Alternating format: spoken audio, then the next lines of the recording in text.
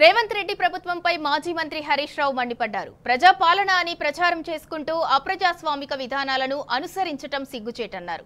రుణమాఫీ కాలేదని ఆదిలాబాద్ జిల్లా తలమడుగులో రైతులు నిరసన తెలుపుతుంటే అరెస్టు చేయటం హేయమైన చర్య అన్నారు.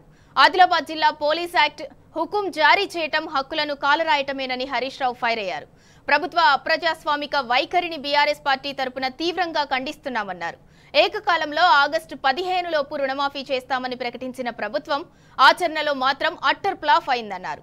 రైతన్నలపై పెట్టిన కేసులను వెంటనే ఉపసంహరించుకోవాలన్నారు. అరెస్ట్ చేసిన రైతన్నలకు బీఆర్ఎస్ అండగా ఉంటుందని, రాబోయే రోజుల్లో పార్టీ కార్యాచరణ ప్రకటిస్తామన్నారు.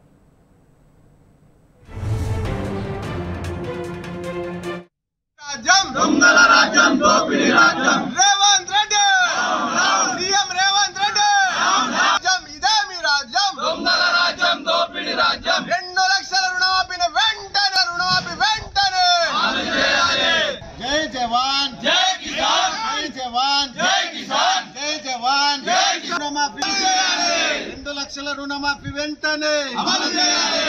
అక్కడికి వెళ్ళి మాట్లాడి ఆ టెక్నికల్ ఇష్యూ వల్ల మహారాష్ట్ర బ్యాంక్ ఉంది, ఆ షార్ట్ లో రీసాల్వ్ అవుతుంది.